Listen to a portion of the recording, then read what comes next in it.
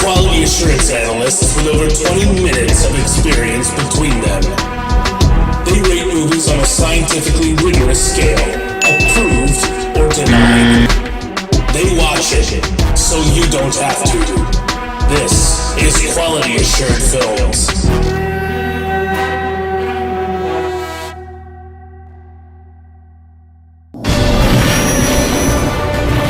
Oh my god, the Millennium Falcon! I know, right? How the fuck did you pull this off? Won it in a card game. Dude, this is amazing.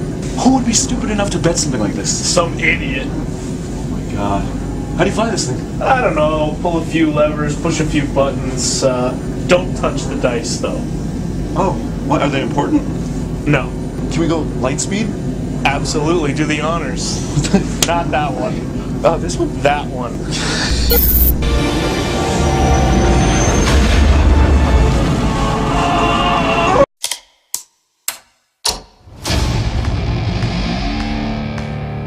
I've been running scams on the street since I was 10.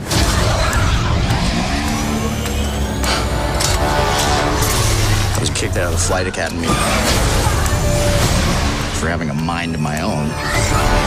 What'd you think of Solo, a Star Wars film? I liked it.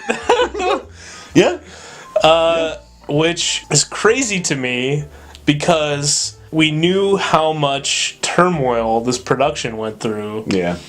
Out of leaks coming out of the set, and Lord and Miller were fired, and Ron Howard came in. They had already finished 90% of the movie, and they only had like 6 months until the thing was supposed to come out. And then they went back into production, and they did reshoots, and all this insanity. I'm gonna be a pilot. Best in the galaxy. That's the baggage you're taking into this movie with you. Right. And so my expectations were so low, pun intended. Oh! I was just impressed that they made a cohesive product to begin with. Yeah. I guess that's probably not how I should be judging it, but that is totally what I came away with. That's my problem. I hate knowing the behind the scenes. I wish I didn't, because even though I knew all that, I still kind of went in there thinking, okay, this is Star Wars. They're slapping their label on it. It's going to be epic. It's going to be Star Wars amazing. And I don't know. I feel like maybe it's just Star Wars overload for me, personally, that I didn't really give it a fair chance, I almost feel like, because as I was watching it, I just started feeling like, oh, like it's just a little generic. I don't really care because I know what's going to happen to Han Solo. You're after something. Is it revenge? Money? Or is it something else? I started from that place when they announced the movie. I was like, I don't give a fuck. Yeah. I already know the entire life of Han Solo. Him entering the scene as a mysterious character in A New Hope is enough. The more you reveal about his backstory, I think the less interesting it becomes. So that's the place I started from. Mm-hmm. But then, I don't know.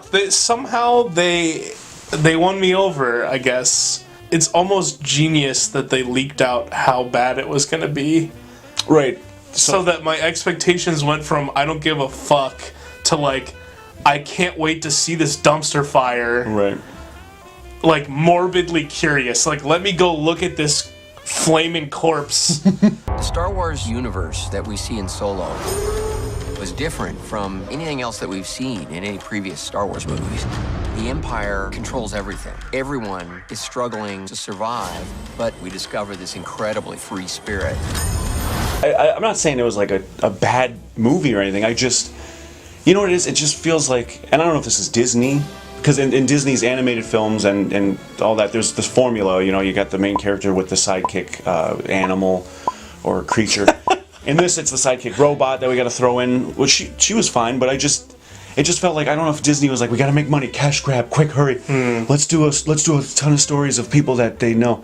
Well, the thing that I dislike, which is what I liked so much about the end of The Last Jedi, because we haven't talked about that enough, was how it opened up the universe to other stories, which is what I think Star Wars desperately needs. We need to get away from the same 6 people. Yeah. Let's go see something else.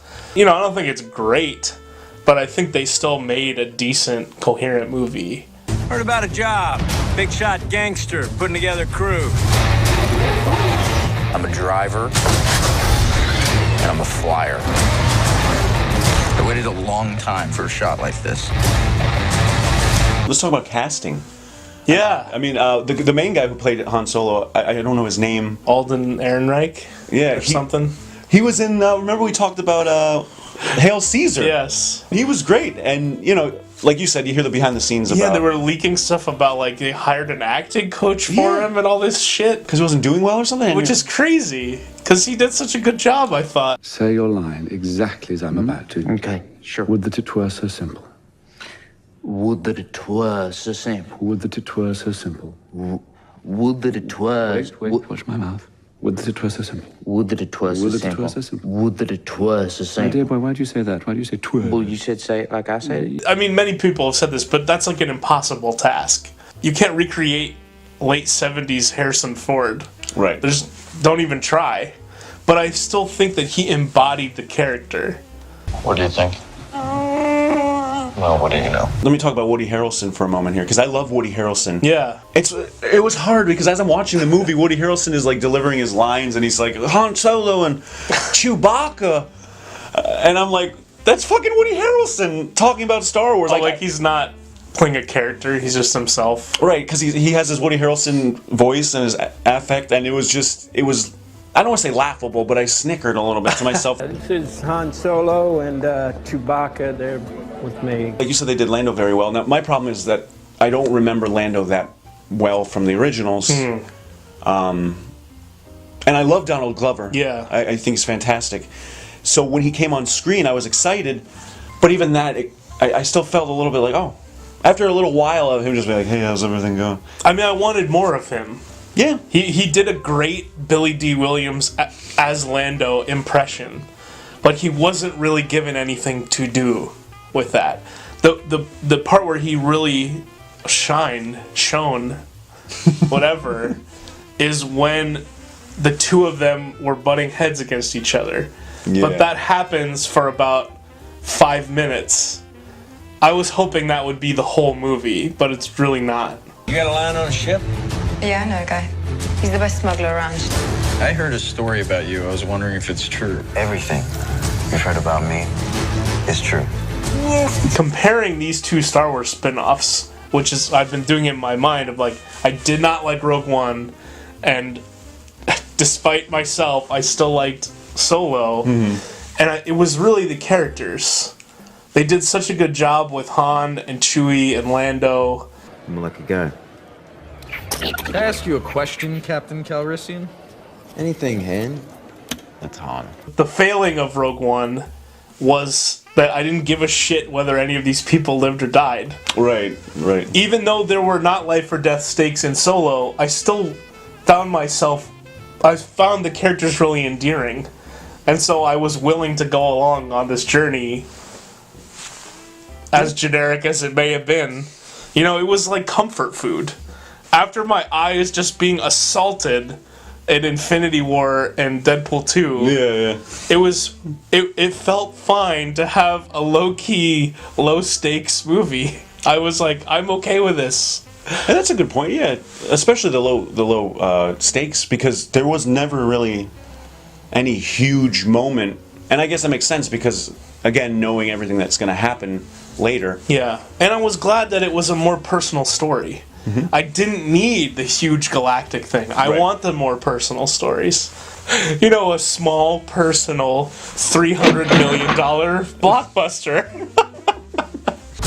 You look good. A little rough around the edges, but good. Some of the dialogue just felt a little, I'm not going to say generic for the 900th time, but like cliche, and there were a couple times where you know, like even them walking in, that's not a spoiler, but them walking into the bar, and it's like, hey, look, it's almost like that bar from the original where there's a weird looking fucking creature playing a weird instrument and then singing a song. It just felt like it was a rehash, and it was just taking stuff. But I think that's why you might have liked it a little bit more than me, because you have you have that knowledge and that background more. There are so many moments that were, I think, supposed to be fan service, but oh my god, were they just cringeworthy. It was like a bullet point list of things that we could have made up as jokes about what they were going to do in this movie. Questions that none of us needed answers to. Where did he get his gun? Oh, yeah. How did he get his name? Why does he call Chewbacca Chewie? That's a nickname. Hey, spoiler alert. Whoops. Get ready. Thought we were in trouble there for a second, but it's fine. We're fine. Oh, I'm gonna look over here, and there's an Imperial recruitment station, and there's a fucking video playing with the goddamn Imperial March music on it. Come join the Imperial March today and make a difference. So, I didn't mind that, but the Imperial March theme song exists in the Star Wars universe? Oh, I didn't even make that connection. What? Yeah, that's... Don't do that! You might wanna buckle up, baby.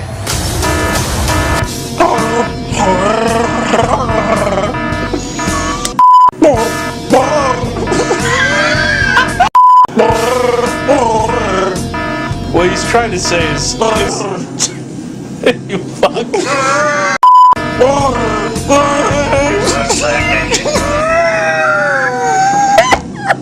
I like this kid. Alright, so we're gonna talk about spoilers now. Yes. Skip here to skip all the spoilers, go right to this time code. Let's get into it, man. Oh my god. Let's do it. So, the reason that Han Solo's name is Solo is because some random guy at the recruitment office noticed that he was by himself. One. Not Han Uno. I love it.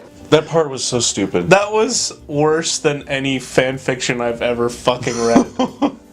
That was worse than fanfiction that I've written. Well, that bounty hunter on Lord Mandel changed my mind. Han, we need you. We need? Yes. Well, what about you need? I need. I don't know what you're talking about. You probably don't. And what precisely am I supposed to know? The dice, which we saw. Oh, yeah. We saw the dice in fucking Jedi. And they didn't even matter. No. I thought that them doing that in The Last Jedi, I mean, yes, it had thematic purpose in that movie, but it definitely seemed to me like, knowing that Solo was going to come out, I was like, oh, we'll probably learn the story of these dice, which were a throwaway prop in the originals. And then we didn't. He just had them. He just put them in his pocket. He just put them on any whatever vehicle he was driving. He just put them on the rearview mirror of it. Yep. The fucking dice became one with the Force. Oh yeah. What the fuck? What? We're meeting Han right before he becomes the Han that we know. L3. Oh yes, L3. I liked her, but I wish that her crusade of droid rights wasn't made to be a joke that characters rolled their eyes at. Yeah. That was fucking weird. And then her soul just becomes trapped in the Millennium Falcon for the rest of time. She's a revolutionary, and she's a feminist, and she is fighting for the rights of her people, and she's completely fearless about that. And even though she has a revelation halfway through the film that kind of galvanizes her even more, she's a real fighter. I was pissed that Thandie Newton, who's amazing, and she's on Westworld, she's Maeve on Westworld. I was surprised. I was really excited she was going to be in this, and she's in it for 5 minutes, and then she explodes. Yeah. And I was like, you got 2 black characters in this movie, and one of them explodes. Oh, Jesus. What the fuck are you doing? Well, now we gotta shoot him. No. Snap his neck. One of my favorite parts in the movie, and I may actually deem it the best part of the film, is when he meets Chewbacca. You know, he gets thrown down in the pit, and they're like, "Feed the monster." And I was like, no, they're not talking about. And sure enough, fucking Chewbacca comes out there looking scary as shit. And I love their time on screen together. Yes. The moments with them was perfect. I was worried about that, and I totally bought it. Yeah. They worked so well together. 190 years old? You look great. What I didn't need was him going, "What do they call you anyway? Chewbacca? I'm not saying that all the time. Chewie, I'll call you Chewie." Yeah. I was like, you need a nickname. Fuck off. Shut up. You're gonna need a nickname, because I ain't saying that every time. I really bought that Emilia Clarke's line to him of like, "I see through your bravado. You want me and you want everyone to think you're this tough guy, but you're not. You're the good guy." And that is Han's character, thief with a heart of gold. That is his character. Watching this movie is like re-impressing on you what a good guy Han is. Right. Yep. So I was getting sad watching it, knowing that 40 years from now, his own son is gonna betray him. But the thing I didn't need was for him to like help the rebellion. Oh yeah. It's like, oh, we're the rebellion at the end. I was like, stop trying to make it line up exactly. I know. There's still like another 10 years until A New Hope. I don't need, like, don't beat me over the head with it. I know where he's gonna end up. Right. He's gonna end up helping the rebellion. He's gonna end up not leaving his friends behind. He can make the mistakes. Let him make the mistakes. Yeah. That's what I want to see. I want to see him tell this rebellion to fuck off. Yeah. That's what he should be doing 10 years earlier. Right. Push it! I didn't need to see Darth Maul. Oh my god. I didn't need them to be like, we jettisoned the escape pod and that's why the Falcon doesn't have the thing on the front of it. I don't... Who the fuck cares? The whole point of the Falcon was that, you know, when they see it in A New Hope, it's like, Luke is like, this is a piece of junk.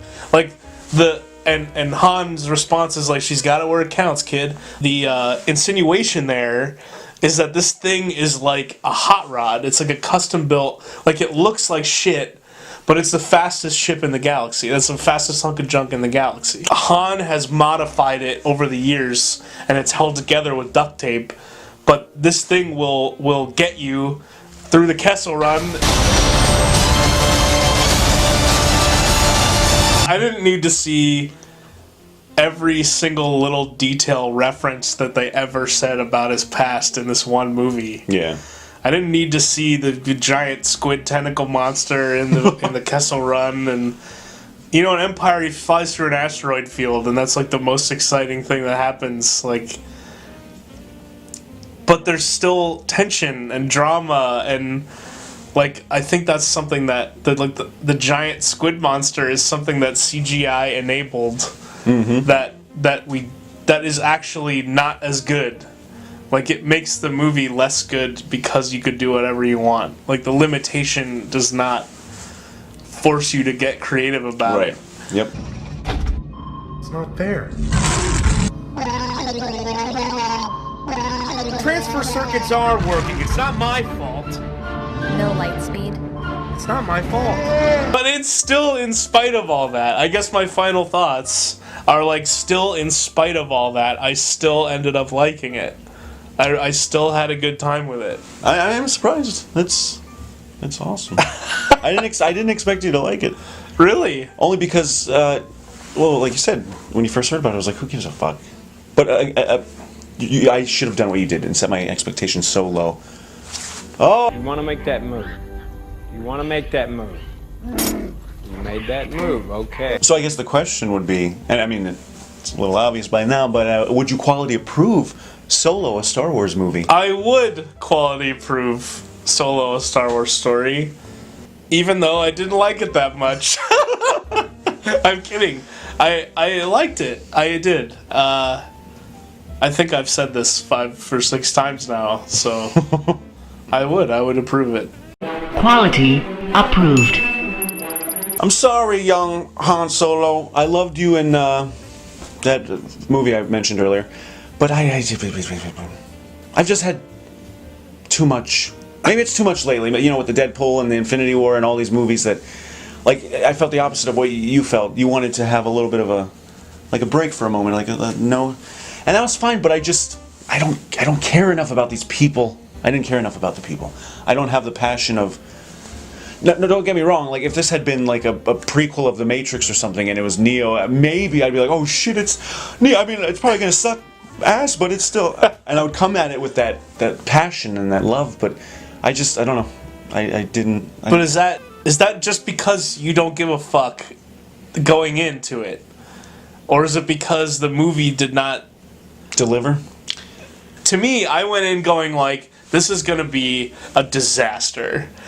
And then I went, oh, they convinced me. For me, it was just, as I was watching it, I just felt like it was kind of like, hey, look, like I said earlier, here's the bar that there was some weird fucking creature thing. Like, let's overdo it. Let's shove a fucking harmonica up someone's nostrils. It just sounds. I liked that part where they had like the jazz lounge, and I was like, oh no, this is gonna be so bad. And then I ended up liking it, and I was like, oh, okay, this is not bad.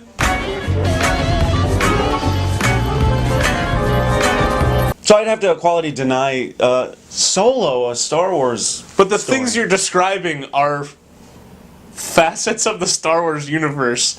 You're like, I don't like bars with weird creatures in them. I'm like, there's gonna be more of that. More bars with and weird there's gonna be creatures in bars playing the harmonica.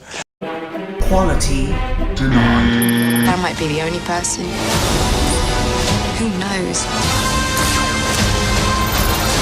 what you really are? What's that?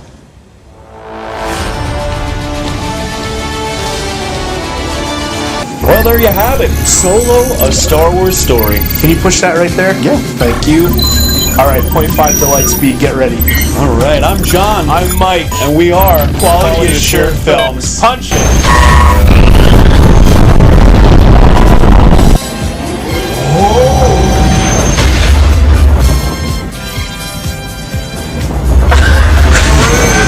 What'd you think of Star Wars Solo's movie? Is that what it's called?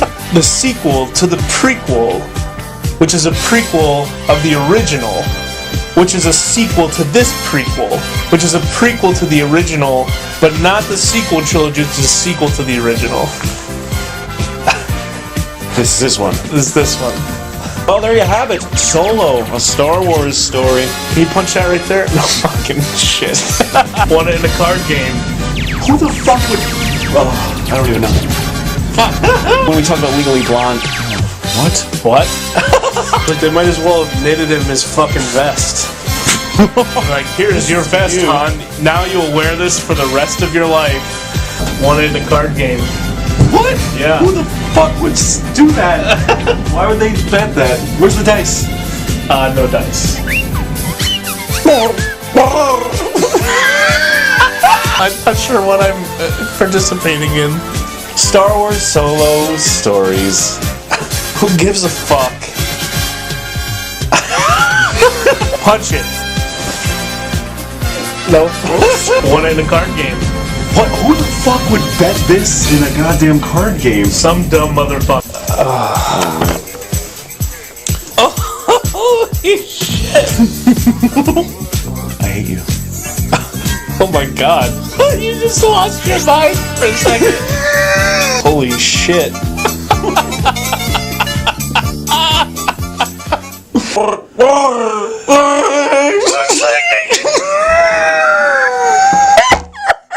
You look like you're in pain. Oh my god. You don't have to do that. Okay. Never mind. No more Chewbacca. Let's not do that.